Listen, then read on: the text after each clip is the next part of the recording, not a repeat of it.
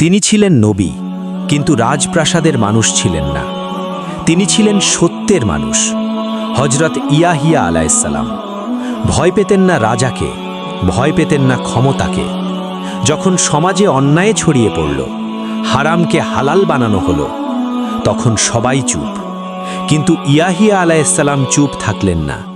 তিনি বললেন, এটা আল্লাহর আইনের বিরুদ্ধে, সত্যকে মিথ্যা বানানো যাবে না।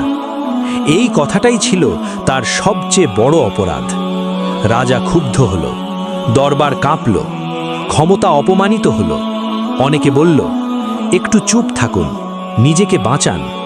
কিন্তু ইয়াহিয়া আলাইহিসসালাম জানতেন, সত্য বাঁচাতে গেলে নিজেকে হারাতেও হয়। অবশেষে সত্যের কণ্ঠ থামিয়ে দিতে তাকে শহীদ করা হলো। তার রক্ত ঝরল, কিন্তু সত্য মরল না। আজও তার কাহিনী বলে, সত্য বলা সহজ নয়, কিন্তু সত্য ছাড়া ঈমান বাঁচে না।